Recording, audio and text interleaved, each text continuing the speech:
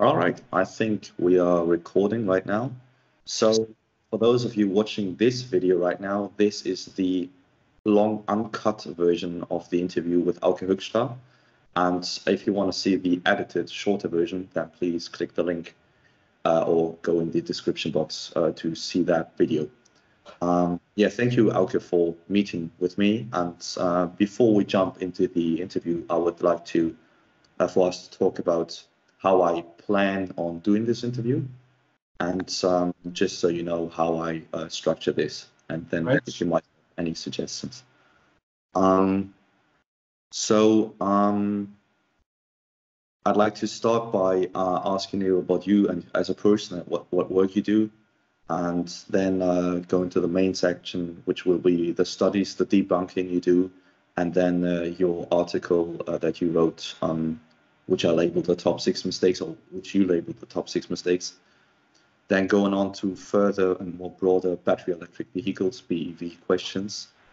I then have a short topic of what's wrong with the International Energy Agency. And lastly, I would like to ask you certain questions about what can one do to have a say in this fight over who is right and what facts are right. All interesting topics, I think. So yeah, so I'm really glad we can do this, and I highly appreciate you making this interview possible. I appreciate your time too. Thank you. I'll also be playing devil's advocate here and there, so don't be mad with me. That's just the way I have to do this. Yes, you're very welcome. All right. Then any suggestions or alternations we should do from your side? No, it sounds like a great plan. Okay, cool. Then I think we're good to go, right?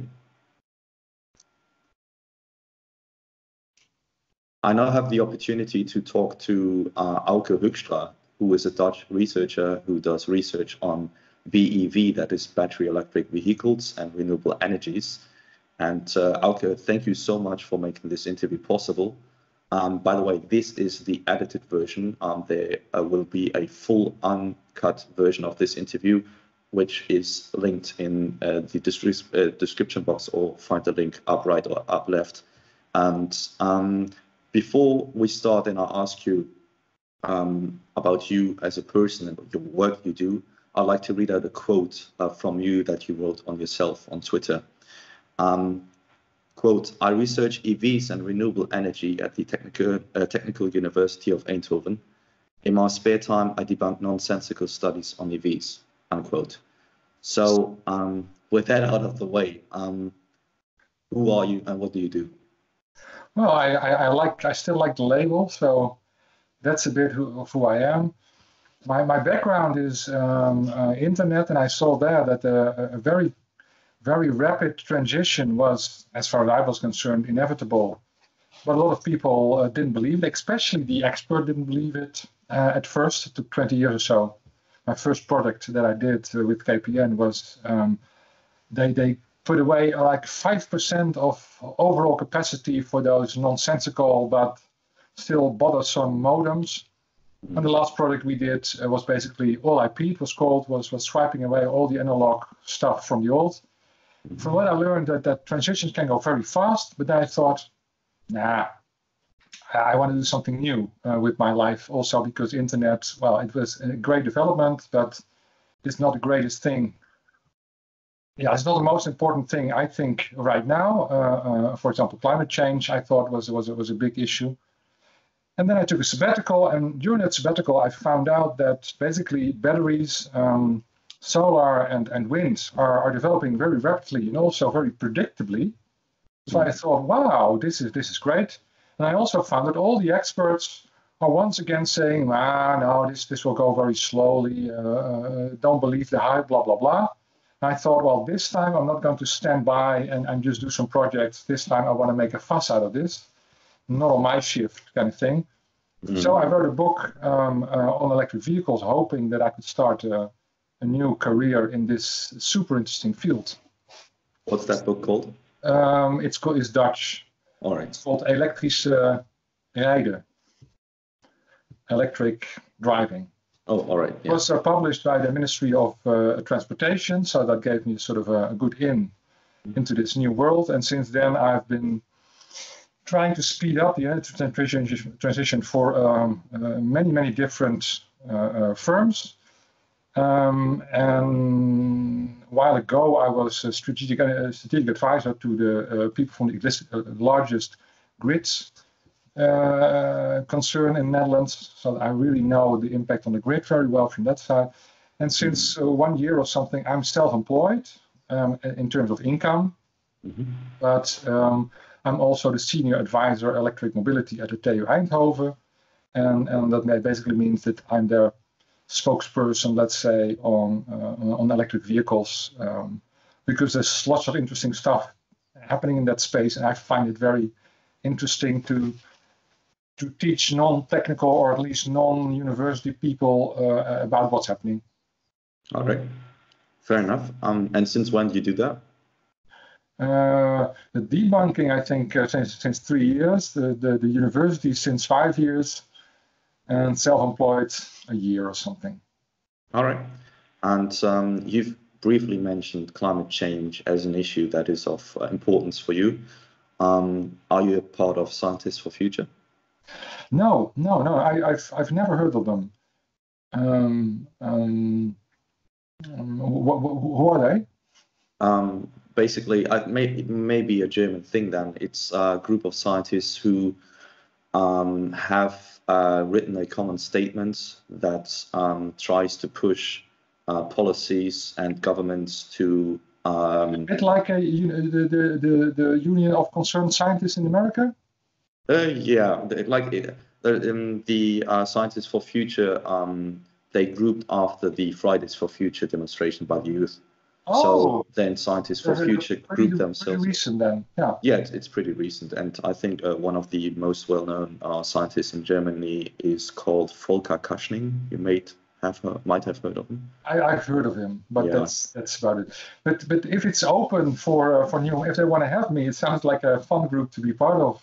Yeah. All right. Then I might try to get you in contact with them if you wish. All right, moving on to, we've briefly mentioned already debunking, and I think this will be, or I want this to be the main topic of this interview, because that's what you're most famous for. For those people following you on Twitter, and for those who do not yet, do it, it's fun. The debunking concentrates on studies that we all, I think can agree, know that portray battery electric vehicles or hydrogen cars as good, better, or worse for the environment, and mostly say and come to the conclusion that either diesel is better or hydrogen is better than the battery electric car. Yeah. And those are not studies coming from institutions that are unknown or scientists who are unknown. So let me just list 4 of them. That's the German Automobile Club, which is ADAC, the IFO Institute, the Fraunhofer Institute, and then there's an Austrian Automobiles Club in there as well. So when we talk about these kind of studies, and I want to go over to the top 6 mistakes that are made in these studies. And coming onto that, there's an article that you have written, a scientific paper, labeled Top 6 Mistakes. What are they? Yeah, before I answer, I just want to mention very briefly that if you talk about IFO, it was actually not an IFO study. It was a study published on the IFO newsletter and done by the former director of IFO, but not in the capacity of being a member of IFO. So it was not an IFO study, it was a study of 3 men, basically. And might I say, none of those 3 had a background in the automotive industry. So it's not like IFO said it, it's like 3 people said it. And those 3 people were actually not people who were researching this for a living. But IFO did give them the platform of using their website. Yes. So everybody talks about it as the IFO study. But, okay. And about Fraunhofer, it's nice to mention that there's about 100 different Fraunhofer institutes, which are sort of very independent. And there were actually a couple of guys from, if you look at my Twitter feed, you also find them there, a couple of guys from other Fraunhofer institutes who said, well, I'm glad you're doing this debunking because we very much disagree. Oh, really? And it's also, I think, important, in ADAC basically said, we've not a study, we just had a tool and we filled in some things and it was very suggestive maybe.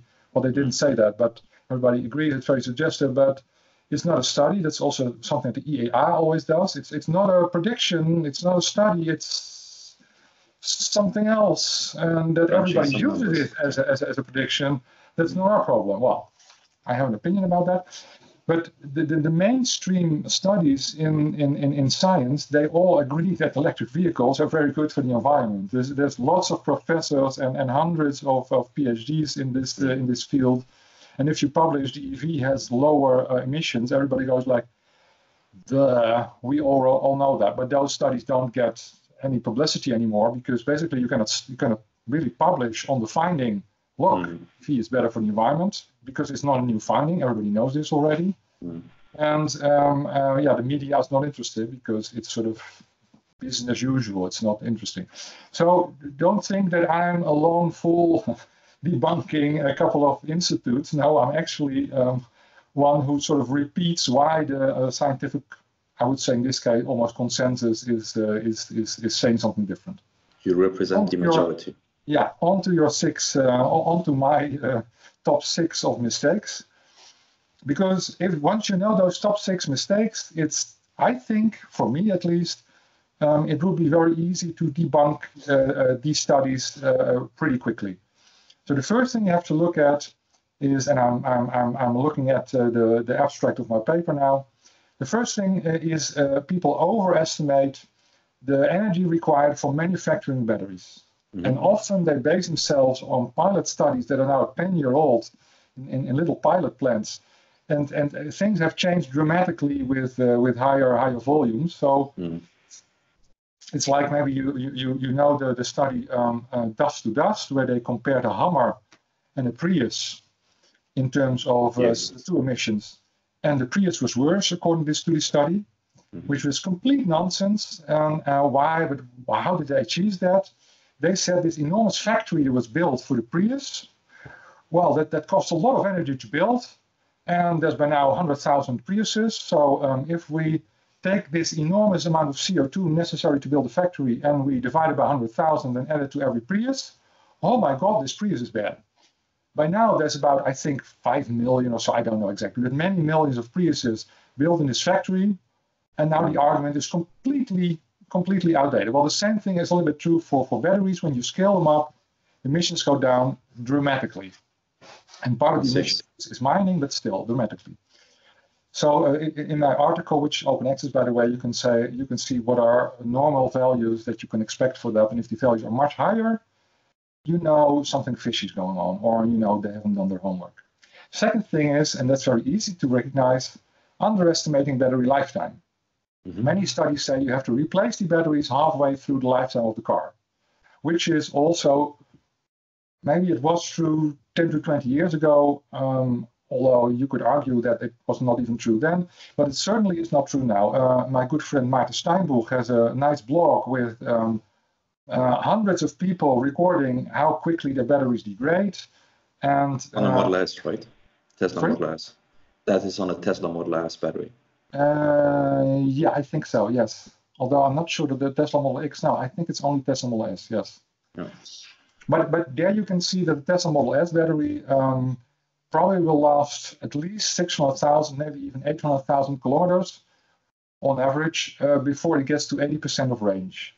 And you could even argue that buying a Tesla Model S with 80% of range is still a pretty nice deal. So since a car is supposed to last for about 250,000 to 300,000 kilometers, 200,000 to 300,000 kilometers, that's the batteries will far outlast the car. And newer batteries are often smaller, which means more cycles, which means they could potentially degrade faster because, the Model S had very large batteries. But the newer the batteries, the better they are. Sure. So in short, the idea that you have to replace the batteries during the lifetime of the vehicle is simply nonsensical. Yeah, I think that myth mainly started with the old Nissan Leaf, where there were heat problems because of no active cooling of the battery. Exactly. You know your stuff. Yeah. And the experience people have with their smartphones, where after 2 years they experience. Exactly. Yeah. If you have a smartphone, you know that often it doesn't last more than a year or something. Which, if you look at the number of cycles, by the way, is still 500 cycles or something. Let's say 1.5 years or something, then it becomes noticeably degraded. So 500 cycles for a car would still be like 10 years or something, I think 5 to 10 years. So a car doesn't recycle, it doesn't cycle the entire battery all the time. But still, the Nissan Leaf, as you said, didn't have active cooling, and especially in California, for example, where it can easily, or Nevada or Las Vegas, better example, Las Vegas, where it gets very hot, the battery degrades faster, much faster. But you see that newer batteries almost always have active cooling, often active liquid cooling even. And then, and we know much more about how to manage battery lifetimes now than we did 5 years ago. Did you know that most research in batteries was published in the last 5 years? So more than the entire history of science published about batteries was published in this. So more than 50% of everything that was published about batteries in the entire history of science was published in the last 5 years. It's really, that's mind-blowing. I didn't do a formal study, but when I find when I look at the number of articles, I think it's clearly true. It could be shortened that. So we're learning a lot about batteries. Batteries are going like crazy. So apart from doing things bad about the battery, the first two biggest mistakes about that, and the third mistake is assuming an unchanged electricity mix over the lifetime of the battery electric vehicle. Basically saying, let's go to Germany where they have a lot of coal power right now.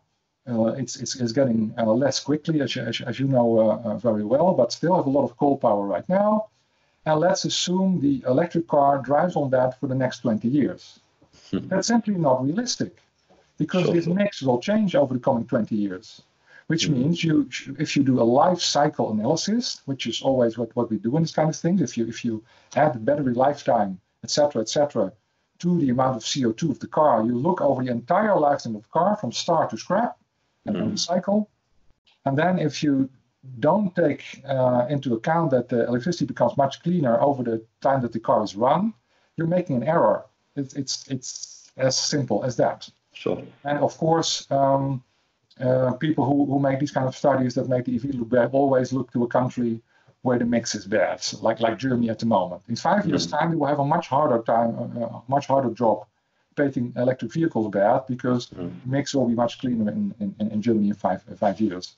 But the average AU mix is already much better. The average AU mix becomes cleaner with 9 grams per kilowatt hour on average every year. So 9 grams of CO2 emissions, you mean? Yeah. All right. Yeah. So right now, I think it's about like 350 or 400 grams. I don't know by heart. It's all in my article. But every year that you wait, it gets 9 grams less per kilowatt hour, which translates in less grams per kilometer for the electric vehicle.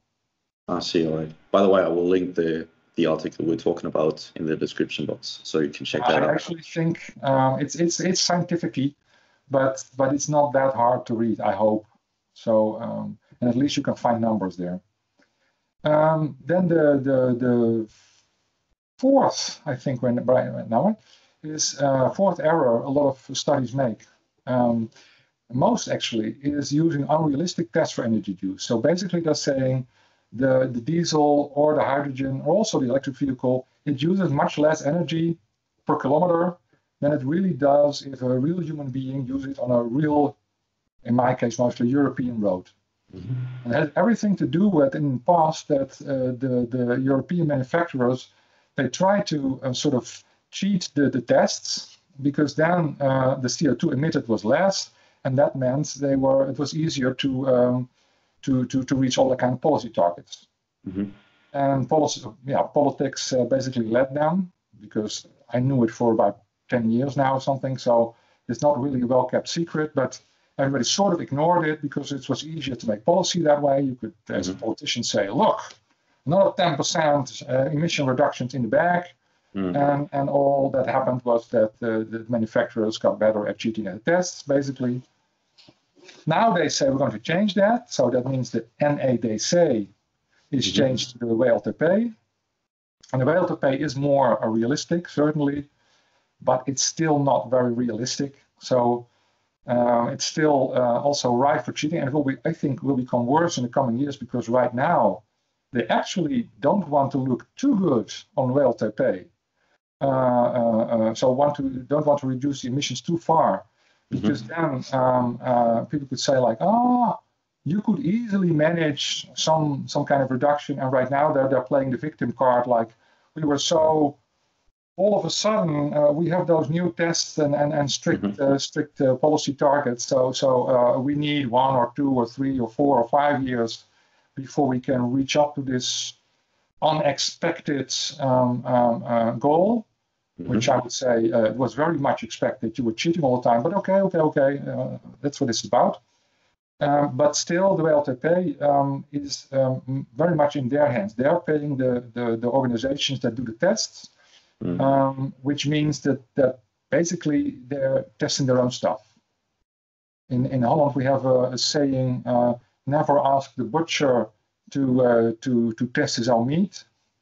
Because I'm not sure I understand. Right, so they do it much better in America. In America, you have the EPA, and let's hope it's not completely gutted before Trump is through.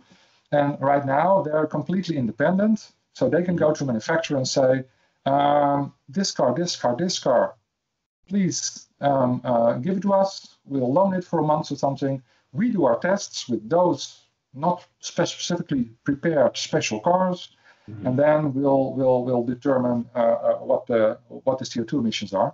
And these are very close to reality. Okay, so to sum up, basically what you're saying is the WLTP, or in Europe, OEMs, and they test their own cars according to the test cycle.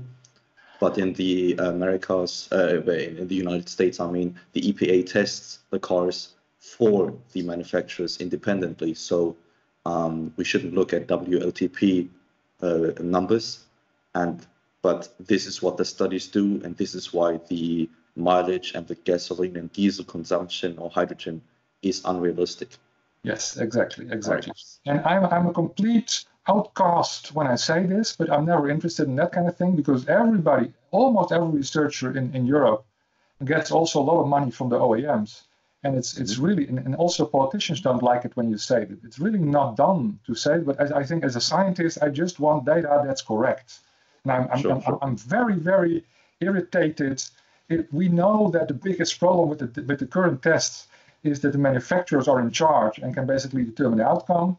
And now the WLTP, we're still doing the same. That sort of really irritates me. So for that reason, I say, let's just all take EPA and give them in science, in a way, the middle finger, and maybe then they'll learn. But maybe I'm naive and optimistic.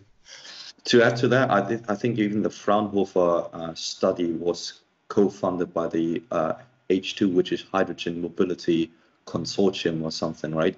So I see there's a certain involvement of lobbying groups, or let's say economical interests. People who paid for this study, it's basically the oil companies and the OEMs, which always use hydrogen as a way to create fear, uncertainty, and doubt about the rapid transition to electric vehicles. And don't roll out the charging infrastructure too fast, because it might be hydrogen, might even be biofuels.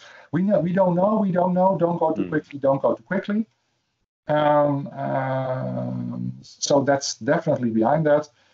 What is also behind that, I found, and I don't have a good explanation for that, but it's nice to sort of see that when you look at climate change denial, or if you look at the negative EV studies, it's often retired professors. Why retired professors? Why not? And people often say, yeah, that's because now they are finally free to say what they like. But I've never found a tenured professor who bothered to hide what he was thinking. My experience with professors is They're very outspoken and they're not afraid to speak their mind whatsoever. They actually like debate very much. I mean, science is one big debate. Sure. One debate, the best way to get famous is to prove everybody else wrong. Then you, I mean, Darwin, etc. Don't think those were people who were really popular in their time or something. But scientifically speaking, there's no, let's say, higher aspiration than being like Charles Darwin.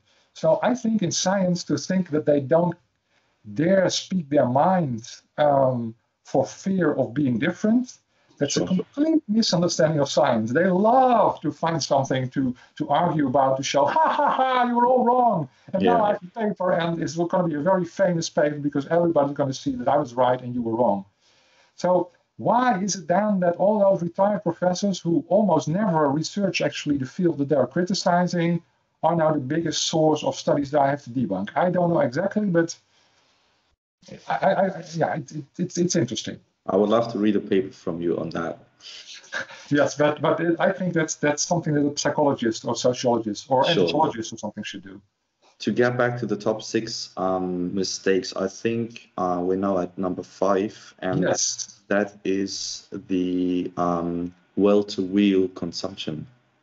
Exactly, because everybody understands by now that an electric vehicle does emit CO2, not at the tailpipe, but because you have to produce the electricity that it runs on. What people forget is that you also have to produce the gasoline or the diesel that the other cars run on. So everybody is always taking the electricity mix and making a quick calculation and say, look, CO2 emissions for the car.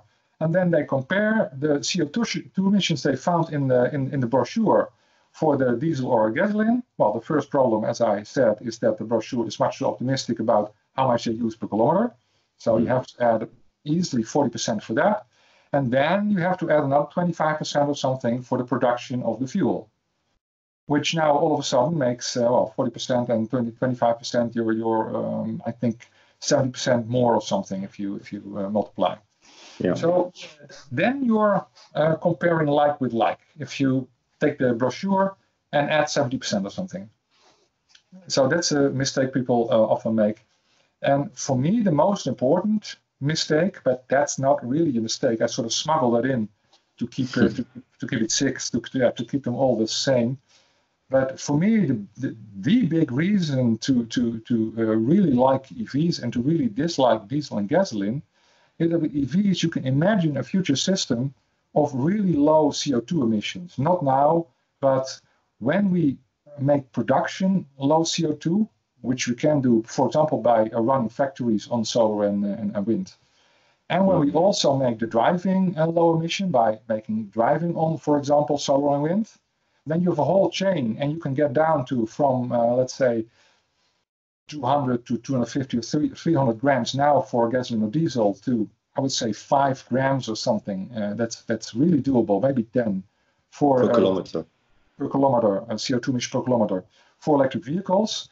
That's a really big step change. That's the future we should be working towards. That's the only way we can achieve the Paris Agreement, for example.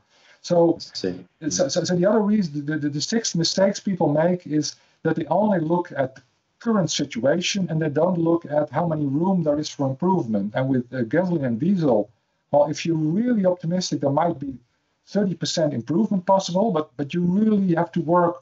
Yeah, it's almost impossible to do. It's really hard to do. But 30% is really the max. And with electric vehicles, a factor of 10, so 90% or 95% reduction is in the cards, and it's not far-fetched or something. So if you know all that, a study saying, well, diesel was actually not that bad, maybe we should wait with electric vehicles because they're worse for the environment, it's completely nonsensical. All right, so let me just go quickly over those 6 mistakes again, and then we see how they impact. So we have the battery production emissions, which is in CO2. Those are 10-year-old numbers, you said, that are being used. Yes. And by how much do they differ from the real current numbers? Depends on the study, but let's say usually double or 50% more, something like that. Then we have the battery lifetime. So how many years or how many kilometers can I use the battery inside the vehicle? You Yes. said that studies, the ones we're talking about that you debunk, say more or less 150,000 kilometers. Yes. How many kilometers does it actually hold? I would say now, yeah, the worst case would be 350,000 or something. 350, all right. Worst case. I see. Then the driving emissions over the lifetime of the BEV, so that's the declining carbon intensity of the electricity mix. Exactly. That's 9 grams per year, more or less. And so if we say, how long does a vehicle, like how do you model that?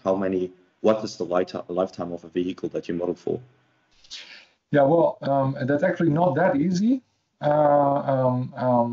because if many vehicles get exported, and for example, the average lifetime, the average, not the total, but the average lifetime of cars on the road in Germany, I think, and Luxembourg is shortest, with something like 9 or 10 years from top of my head. While, for example, Poland, if I remember correctly, was 18.5 years. Mm. So a lot of those cars are sort of end of life in Germany, get exported to Poland, and get almost another life there. So that sort of makes the average much higher.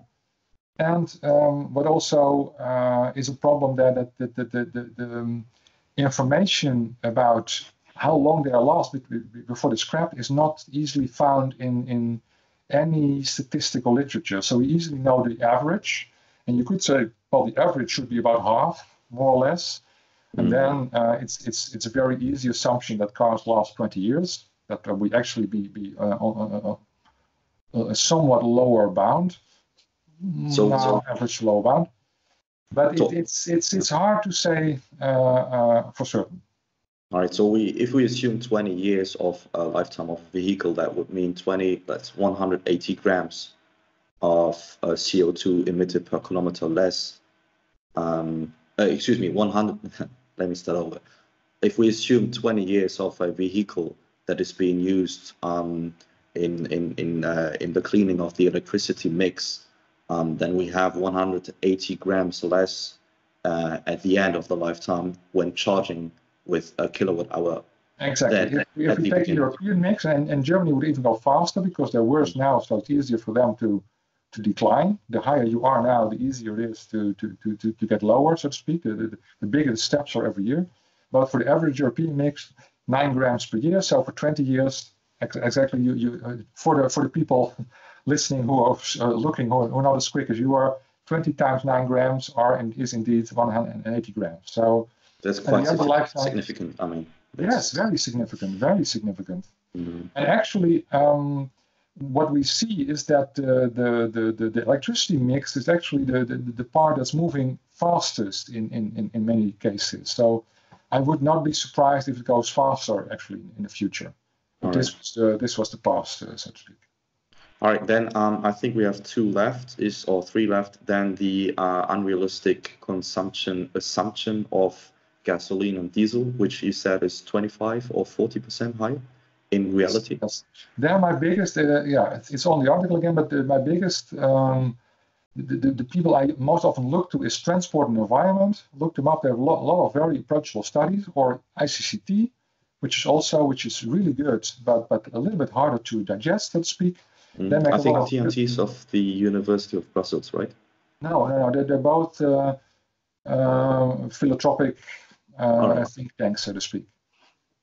The ICCT is well known because they started did the calculations that started the diesel scandal, did the measurements that started Dieselgate, so to speak. And for years they have been completely on the money and the most precise, I would say, institute making measurements. So a lot of governments are using them now. And transport and environment is a club that's very much trying to reduce CO2 emissions from transportation. And tries to make those studies approachable. But they do a lot of studies with referenced sources, and they are very well to follow if you want to know how much this difference between fact and fiction between theoretical measurements and practices. And from my head, it's 40%. Yeah. All right. So 40% more consumption we need to factor in. Yeah. And then the well to wheel, which is including consumption in the car with including production of the gasoline or the diesel. Yeah, and there I would say between 21% and 30%. I often take 22%, 21% to be conservative, but I think 25% is probably the best number that you have to add. All right, and then of course the future outlook of what we want to see, a cleaner future. But if we sum up those percentages at what is the rate that it differs from what the studies portray to be? Oh yeah, now I'm going to do arithmetic from my head. I'm not really good at that. Guesstimation. Is it a 2x, 3x? 2x is easy. If you take 100 and multiply it by 40, and then multiply it by 25 again, and then what did I miss? Then you're already 75% worse for the diesel car. And then, yeah, it's not completely trivial to do it like this, because for the battery production, it's a factor of 2.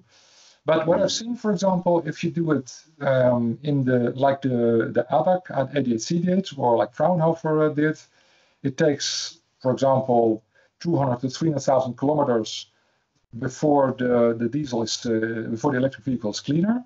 And if I run the numbers using my corrections, I think people can easily see they are corrections, but of course it's my I should not say that I'm right and they're wrong. People should convince themselves. But if I run the numbers again, it's like 40,000 kilometers or something. So it's a factor of 4. It's a factor of 4 in terms of how long it takes before you're better. So that's 40,000 against how much again? 200 to 250,000. So that's a big margin of error. These people and studies. But it's easy to make those errors. I did a debunking before that from a study by Professor Damien Ernst. And actually, we're sort of friends now, because he wrote a new blog post saying, okay, I was sort of I was overestimating when I did those quick calculations on TV. And so he brought his estimate back from 800,000 to 150,000, but actually with a lot of assumptions that I think he would also agree were not necessarily the most positive assumptions for electric vehicles. For example, comparing a very large electric vehicle with a very small diesel vehicle. So if I do the numbers really apples to apples with his assumptions, and then it's also in his case 40,000 kilometers, I think 30 to 50,000 kilometers, and we're still friends. So okay, it's possible to I think explain to people that it's simply not right what those other studies say. And most of the scientists agree. I get a lot of emails from professors basically saying, we don't have time for this, but great that you do it, and don't forget to mention my study maybe, because we completely agree with you. Okay. So just to reiterate, it needs 40,000 ridden kilometers in a battery electric car to make it on par with a brand new diesel car.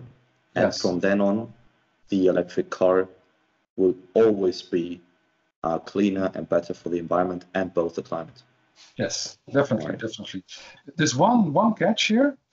If you have an old car and you travel very few miles, then scrapping that old car that only drives a few kilometers every year, and replacing it with an electric vehicle that has to be produced brand new, that's not going to work. So this is true for the average new sold car. But I would say if you are an old-timer lover that only travels a couple of kilometers or maybe a couple of hundred kilometers a year or something with your vehicle, or if you have a very frugal car that's 20 years old and you're thinking, should I replace it tomorrow with an electric vehicle? I only travel 4,000 kilometers a year or something. I would say no, completely fine if you keep it alive for another 5 years or 10 years or something. Right. Yeah, I think we're going to come to the personal things one can do later. Okay. You just briefly mentioned already how members of the scientific community react to what you do. But I'd also like to know the people that you tend to debunk their studies. You sometimes get reactions from them that are hostile, or is it all in good faith?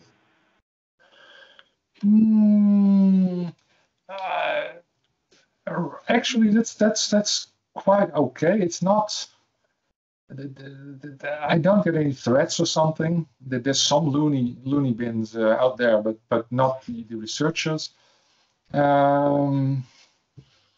They usually say, yeah, but using our assumptions, we get different results.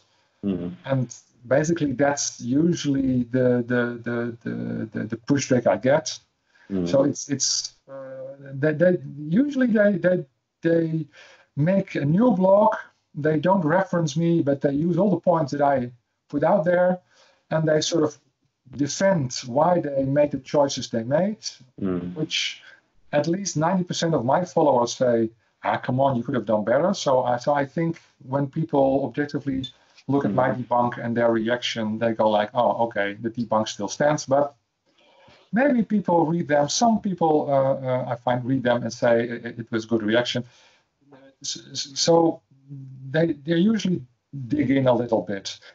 Apart from Professor Damien Ernst. So that was a good example of someone who said, when I make an error, I correct it. And we came very close after that. And that's what science is about. Also, by the way, I also make big errors. And one of the nice things about Twitter is, not in my debunks, fortunately so far, but I said some things about nuclear, for example, where they pointed out to me I made a comma error. So one part of the cost was 10 times wrong. But then the next post I say, thank you for pointing this out. I was completely wrong. Everybody, look at this. Don't ignore my first post. I was wrong. They don't do that. So one exception, but the other ones, they dig in. That's unfortunate. I mean, that's what science is about, is to generate new truth. Then one anecdote I want to tell you, because it made a big impact on me, is Richard Dawkins, which I like very much. Also a bit atheistic, although he's a little bit over the top, I think. But I really like him, and he told me one example in evolution theory. A professor, they had at school, old professor. He had a certain theory about how a bacteria evolved.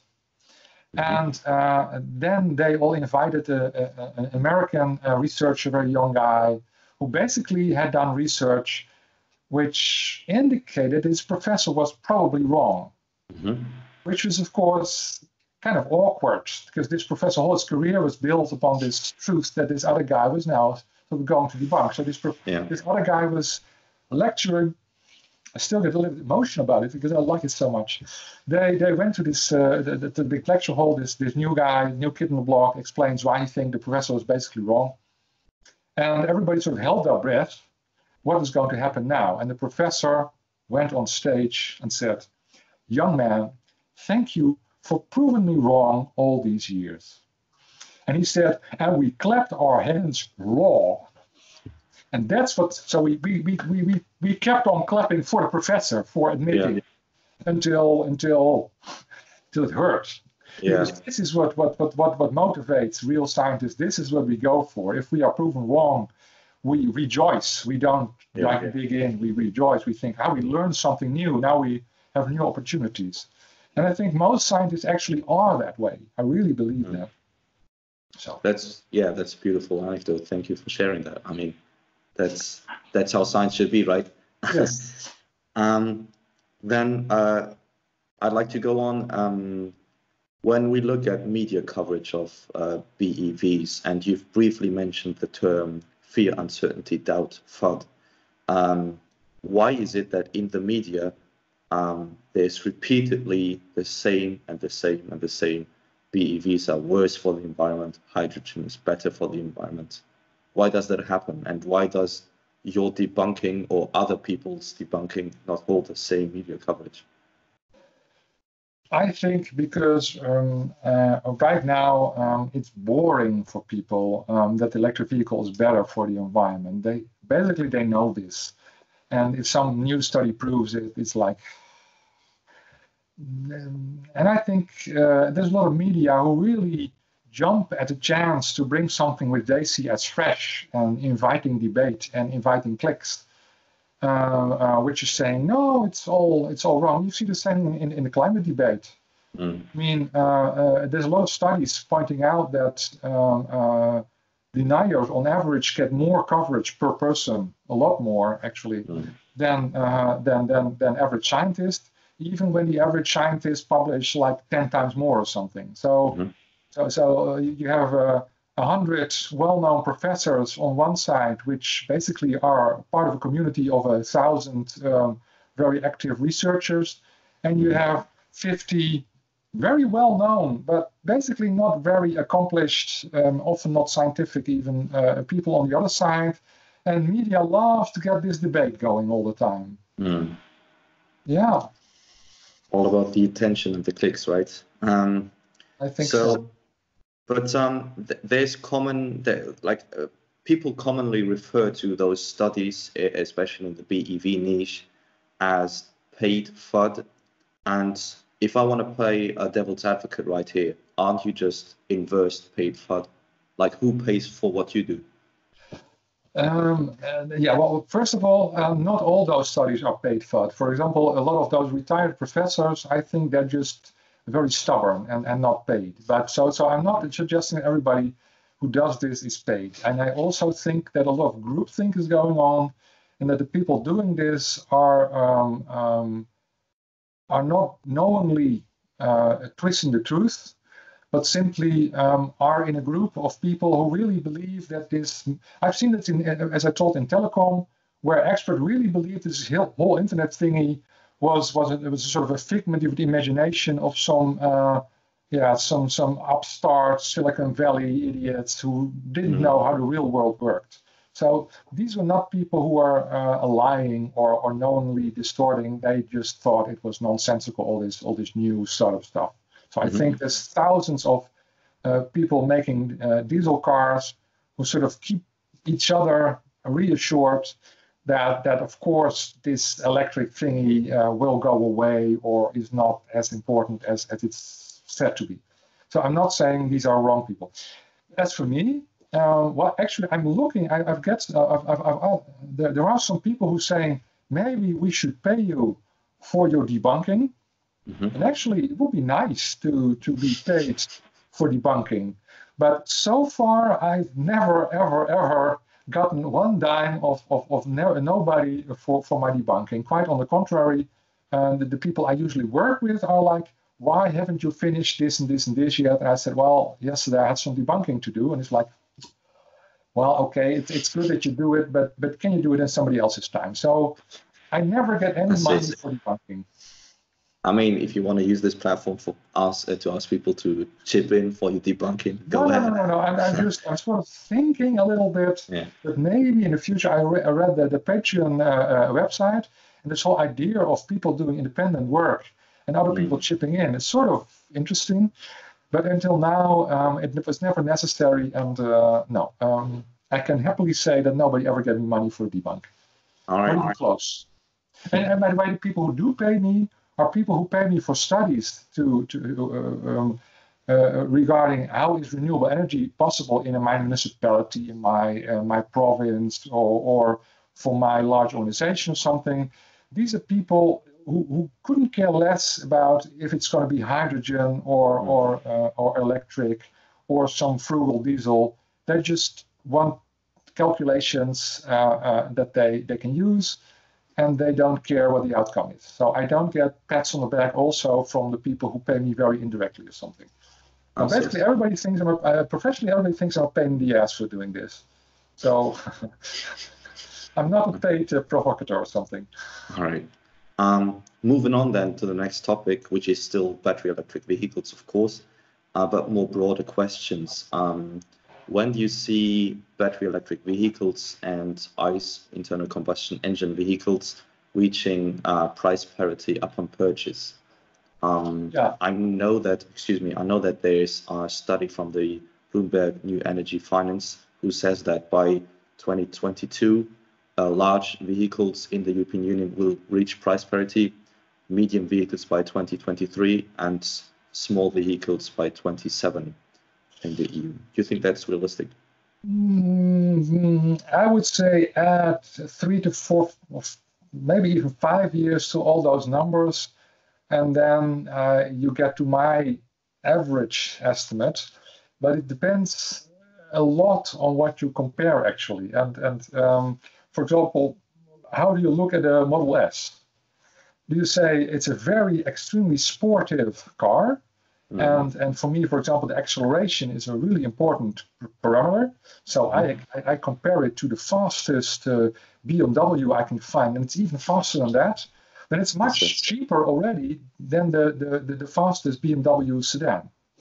On the other hand, if you say, well, let's face it, most people don't care that much for acceleration. It's just nice to have. But let's face it, it's just a nice roomy car for them. So forget all the acceleration, etc.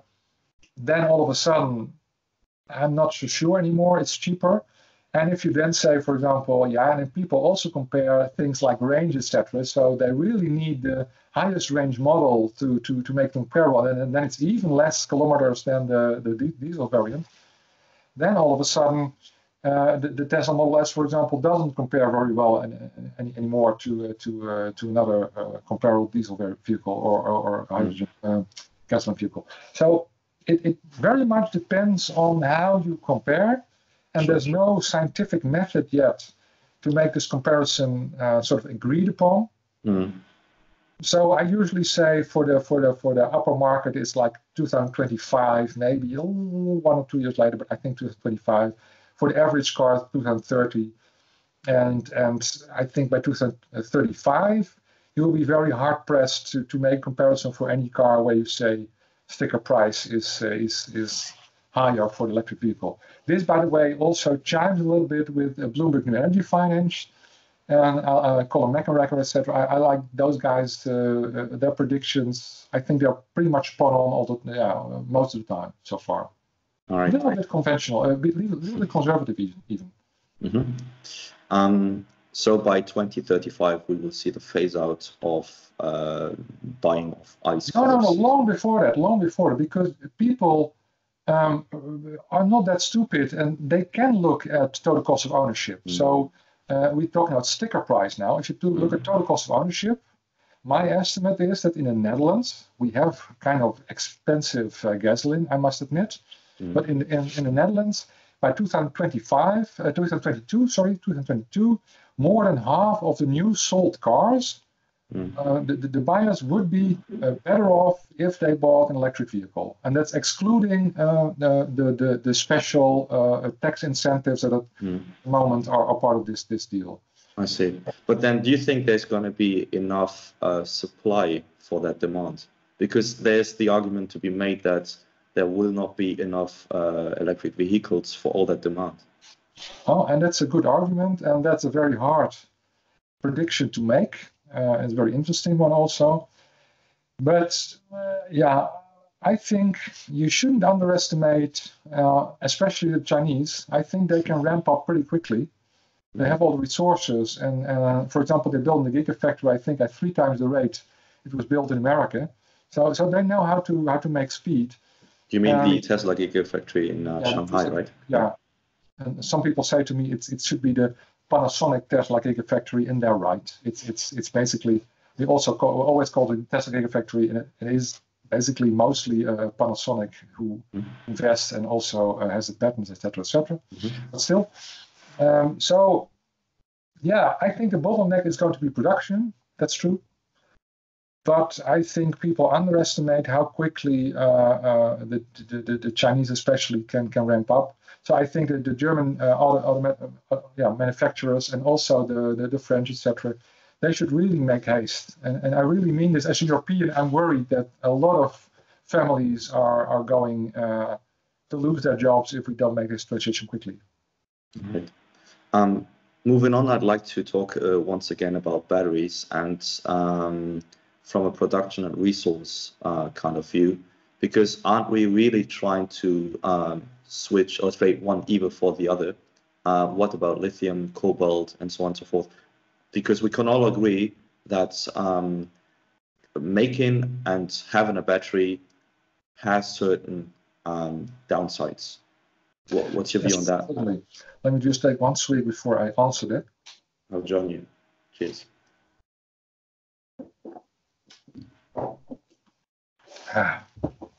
It's not beer. But yes, I agree, actually. We're trading something that is really bad for something that is also bad. So we shouldn't kid ourselves into thinking that the electric vehicle is a panacea. As I said, you also have to green production, and that brings the greenhouse gases down quite a bit. So if for a greenhouse gas and energy perspective, I think it's nonsensical. There's a lot of people talk about energy return on investment and degrowth, etc., which shape that the amount of energy we have is limited. I think that's, let's say, misguided is the friendliest word I can find for it. It's really not true. There's energy, the sun aplenty. How do we run into a resource problem? I mean, the Earth cannot give us more resources, and also the rate that we eliminate those resources. We cannot do this without any boundaries, without destroying the ecosystem, basically, without destroying the biodiversity, etc., etc.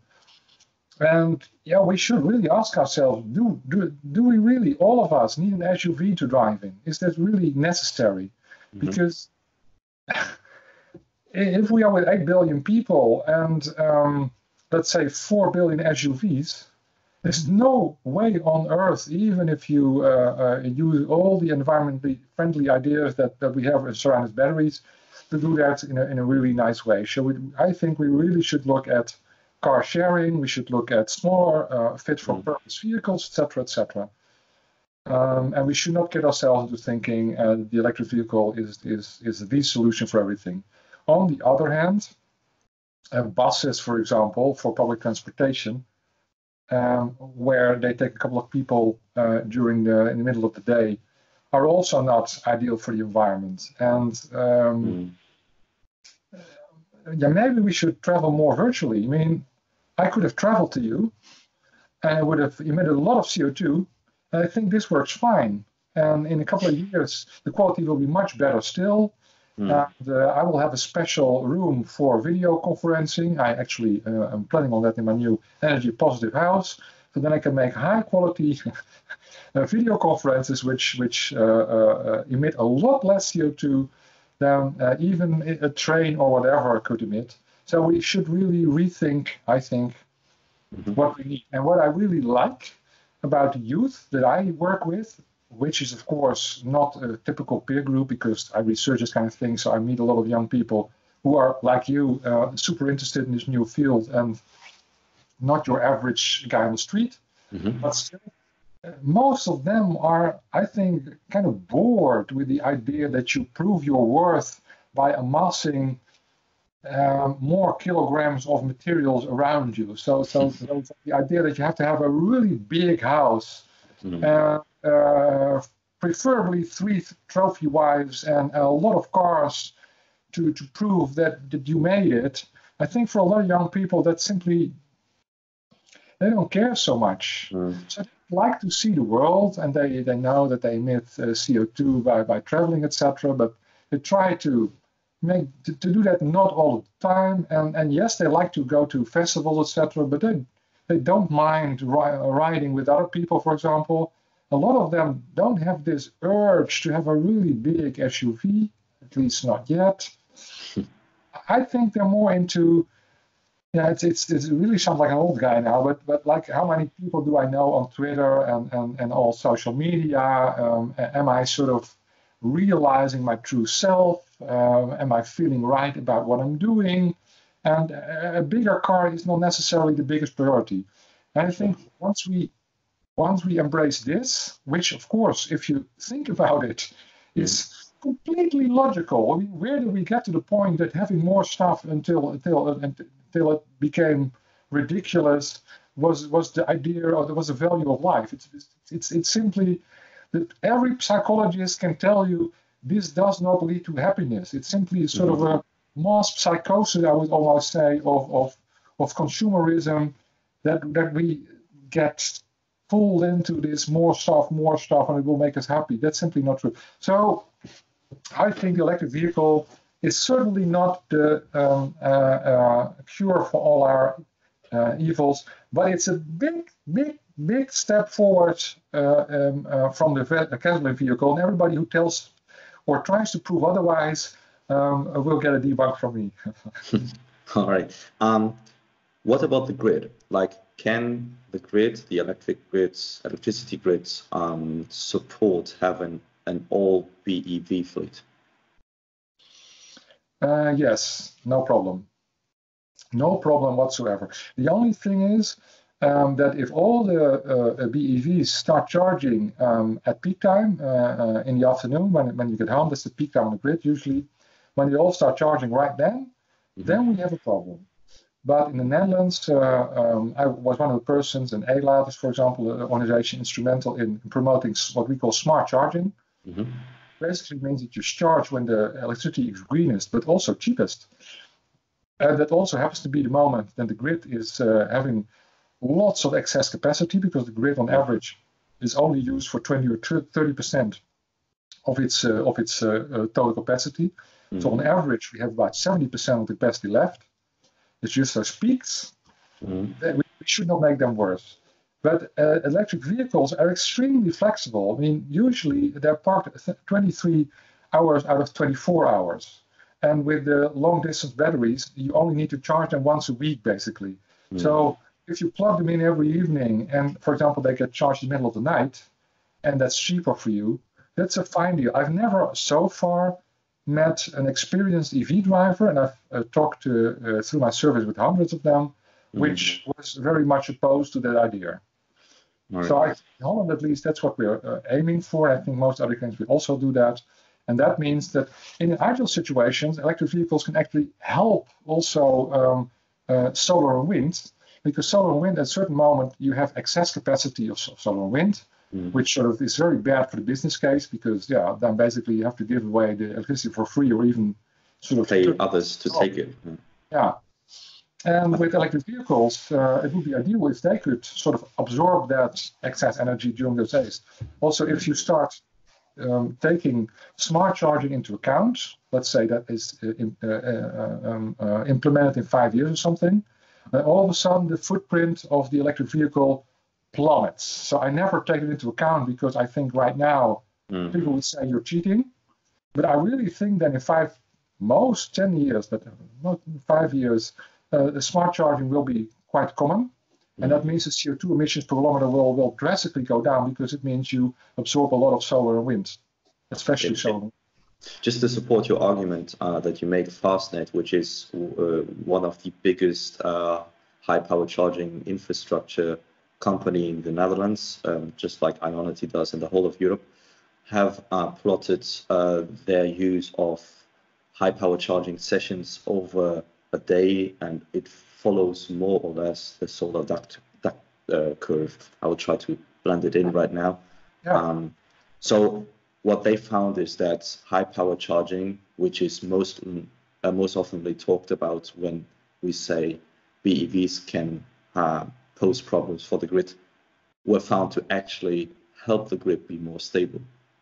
Yes. And actually, I remember having this conversation with Bart Luffers and others of Fastnet in the past, where I said, well, the one thing I don't like about fast charging, to be honest, is that you cannot smart charge.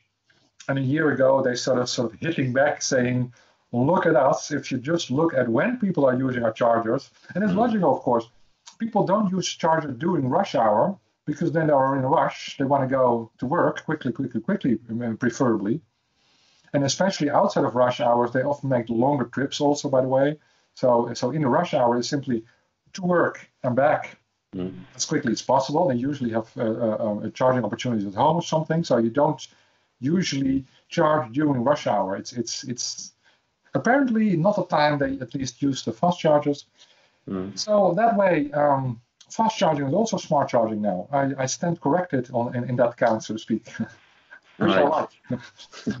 Yeah, we have already talked about being corrected and how this Yes. helps the general movement Yes, forward. I love being corrected because then I learn something. The day I'm not corrected, I've not learned anything. That's a great way to see things. Talking about hydrogen, do you think there's any hope or future for hydrogen? And if so, where and how? There's absolutely a bright future for hydrogen, I think. I just don't see it in personal vehicles, and I actually also don't see it in trucks, but I could be wrong. I don't think so. I've done a lot of studies on that. I don't see it in most trucks, at least. The big problem with hydrogen, of course, hydrogen is not an energy carrier. It's an energy storage mechanism. It's an energy carrier. It's not an energy production. Mm-hmm. It's not a way to produce energy. It's a way to store energy. Mm-hmm. Which means that if you first take electricity, and when you have excess of electricity, you store it as hydrogen. Could be from nuclear, could be from solar, could be from wind, could be from large solar plants in Australia, for example. They could produce hydrogen. You ship it to Europe. Great. But of course, you lose, let's say, 1/3 or something of the energy when you convert to hydrogen. Then you have to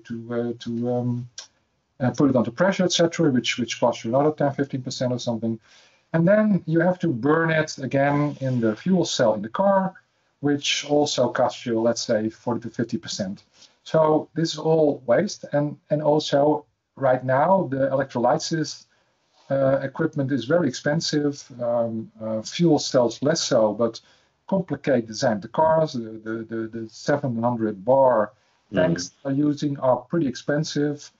In certain circumstances, also a little bit dangerous, not very much, but in the middle of a fire and a 700 bar hydrogen tank is in the middle of It's not what you want to be sitting on, right? No, yeah. It will explode at a certain moment and will be not something you like. But on the other hand, let's not exaggerate it, by the way, because hydrogen, when it finds a leak, it will automatically go up, and it's very hard to create. It's impossible to create the same problem with hydrogen that we now have with natural gas. You know, like basements filling itself with natural gas, or we have gasoline that a gasoline can sort of leak out and then stay around, and then all of a sudden, you don't have those sort of problems with hydrogen. Hydrogen, as soon as you have a leak, it goes into the atmosphere. All right. So the problem, I think, is that the business case, I don't see it working for cars. I would like to see it working. I don't have any problem with hydrogen because it's almost as good for the environment, I would say, as battery electric vehicles, and you need less resources, which I just told you is, as far as I'm concerned, the biggest problem. So great. But it's really, really, really necessary for seasonal storage, because for countries up north, like the Netherlands and Germany, we have long winters with very little solar. And what do we do with all this solar energy in excess in the summer during the winter? Or basically, how do we get through the winter? Or how do we get, as they call it in Germany, through a Dunkelflaute, where you also have a flaute where there's less wind? For these kind of situations where you want to store multiple weeks or maybe even multiple months worth of energy in some form, batteries are completely unsuitable. Batteries in today's form, at least, yeah. Incredible amount of batteries. On the other hand, for daily fluctuations, batteries are ideal. So for seasonal fluctuations, hydrogen is, I think, one of the front runners to make that happen. There's also other solar fuels, as they call it, and there's also other stuff you can make from hydrogen again. So with hydrogen, you can make, for example, methane also, I think, if you add hydrogen to CO2. Yeah, you can mix it. So there's all kind of other stuff you can make with hydrogen, but often hydrogen is the precursor. So I would really encourage everybody to research hydrogen. I think it's the next big thing, I don't know, but after batteries. But for cars and in the coming years, no. Because it just uses too much primary energy to be converted, used, and to wheel as well. That's the first problem. That's the first problem. Efficient. The second problem is that it needs all kind of extra equipment that is expensive. So it needs much more energy and much more expensive equipment. I don't see the business case. People say, yeah, but you basically the whole business case is, yeah, but people don't want to wait while charging. But when you're an experienced EV driver, you know that once you have a range of over 350 kilometers or something, you only need fast charging about once a month, once every 2 months. Of course, there's people with other driving patterns, but for most people, that's really true. And waiting 20 or 30 minutes, in the future 15 minutes, once every month, is really not such an enormous hassle. That's not something you start to use hydrogen for, especially when most people really like to charge at home, for example. Yeah, if you can, right? I mean, if you don't. But also, if you have public charging in the street, a lot of people in Holland are dependent on that. But then maybe you have to walk 50 or 100 meters extra to get to your home. But you park your car, you take the wire, you plug it in, and you forget about it every 3 days or something. Most people I talk to like it better than the fast charger, but the gasoline stations even. Bart Lubbers, by the way, from Fastnet disagrees with me. He says we're going to be faster and faster and faster and faster, and in the future, people will use my fast charger every 7 days or something, and they will love it, and there will be no problem whatsoever. Yeah, I've also I think hydrogen is solving a problem that's simply not there, basically. It's a solution in search of a problem. Yes. Now we've already cracked the 1 hour mark, but I have 2 or 3 more questions I'd like to ask you. Are you fine if we do? Yes. I'll try to be a little faster. I had to make you wait for 2 times before this, and it was not your fault. So I feel obligated to not be the time pressure this time. All right. That's very kind. So the Frankfurt Motor Show just, I think, finished or is still ongoing. And VW unveiled the ID.3. Porsche unveiled the Taycan. Renault unveiled the new Zoe a couple of weeks earlier, and VW also unveiled the new e-up. What are your thoughts on those vehicles, and are you happy about them? I wrote a book about what vehicles you could buy in the Netherlands and how they compared, I think, 5 years ago, or longer. And I don't follow the market really that closely, but what I see is so I'm not going into detail about what cars are especially nice for what reason, because I really don't know. What I do know is that, for example, the Taycan, I think I think it's a beautiful car. I think it's a car that's going to turn a little heads, even if it's faster 0 to 100 than, for example, the Tesla. I think it can do 0 to 100 a lot more times than the Tesla, so you can keep it up for a while, and it's going to be much more of a sports car, for example, than a Tesla, which is of course logical because the Tesla is made to seat 7 people.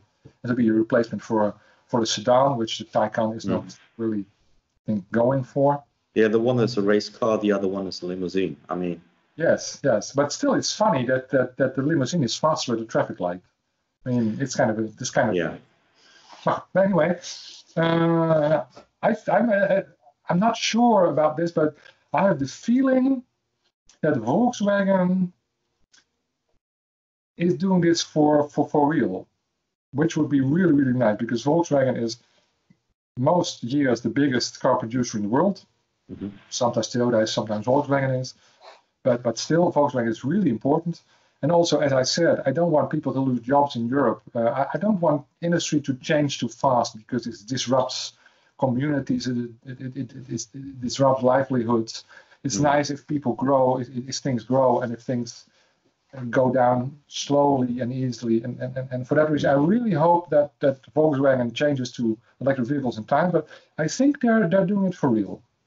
So I have good hope. And I actually think that the diesel gate might actually contribute to that. I mean, nothing else to wake you up as some of your senior staff landing in jail. Then that's really sort of a wake-up call, like, maybe we really should make a difference, and we should really do things differently. And I feel like the new chief could be for real, but no. Yeah, but he's the new CEO of Volkswagen. Yeah. All right. Let's move on then, away from cars and onto the International Energy Agency. And I'll just say what's wrong with them. I have to say what's wrong with them. No, that's my question to you. Yeah, What's okay. wrong with them? I think what's wrong with them is that they're looking in the rearview mirror. I think what's wrong with them is that they know the past really, really well, but don't grasp the fundamental change that the energy system is going through. That's what I think. It could also be who's paying them, etc. I don't know. As I said, I don't believe in conspiracy theories where people go home knowingly, sort of telling lies and reveling in it. I don't think that happens very often, but I do think they are part of a very conservative ecosystem. And the fact that I think Al Gore was right. It's very hard to make a person understand. Well, actually, it's not Al Gore, of course. It's a much slower word. But if his salary depends on not understanding you, so that could be part of the problem. And of course, they say we're not making predictions. You keep showing that our predictions are wrong, but these were not predictions. These were just sort of if policy would go on, like it had in the past, then things would peter out. We still believe that, but fortunately, because we said, watch out, solar or wind or whatever is going to quickly diminish. Fortunately, people saw that and changed their policy, and now things went back to track again. And of course, it's very nice that it happens every 2 years for 20 years now, and that every time they make sure that people do more in terms of policies, etc., every time because they warn them. Well, I think that's a quite illogical explanation. I think the easier explanation is that they think a lot of policies were needed and a lot of policy changes were needed, and in the end, a lot less was needed. This is autonomous policy change. This is a new technology replacing an old one, and they're still thinking in terms of if it doesn't get a lot of subsidy, it will end tomorrow. I think what's wrong with them is they have old models and old modes of thinking that cannot sort of grasp this new decentralized energy system with lots of solar and wind, with some storage that's started to come into the world. And that's a pity because a lot of people in this world, I think most of them, look at the EAR for sort of a baseline, for sort of their basic facts in fields where they don't know everything about. They go to the EAR and they say, well, what is the EAR saying? And let's take those things as best guesses. And they're wrong all the time. So it is problematic. So even though they say it's not predictions, they do. People take it as if they were predictions. Yes, also, Michael Liebreich and I had a couple of sort of run-ins with them. Well, on Twitter a little bit. They don't take me too seriously. And most people, if they can avoid answering, they gladly do so. It's a little bit harder with Michael Liebreich, but also ignoring him. They've been ignoring him in Bloomberg New Energy Finance, which Michael founded for about 20 years now, I think. And now they're going to do something together, but let's see. But so the best way to treat criticism is to ignore it. They seem to think. But still, when we ask them, well, when it's not a prediction, what is it? They often say it's a scenario. And they say, okay, what is the assumption exactly of the scenario? And then it usually is, that policy will continue, that we have a couple of policies in place now, and those policies end, and that's what we assume, and some new policies, that they call it that way, new policy scenario, will come into place, but every year there's more policies coming into place than we could foresee. So maybe that's why it's better. But there's no way, I would say in hell, but let's keep it polite, there's no way I can sort of put in assumptions that are remotely thinkable about policy support that make that sort of scenario come through. So I talked to some guys from the from Greenpeace in China, and they told me that they had very long discussions with the EAR about, for example, the cost of storage, etc. And they thought that these guys were very, very much off. And then I asked, but this is really problematic. Where can I find all those assumptions and how they work and how this model incorporates those assumptions? And then the reply came back, waterboard them, I guess. So they're not really forthcoming about the details I find most interesting, which is one reason I really like Open Mod, for example, very much. And Tom Brown, a little shout out here. I think he's one of the guys really making things happening in Europe in terms of open models.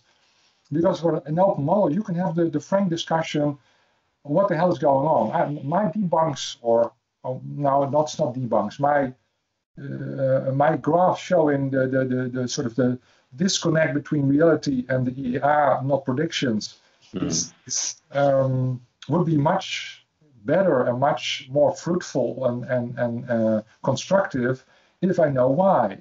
Then I can say, but the EAR has, for example, as I said with the debunks, has certain assumptions about battery price or something.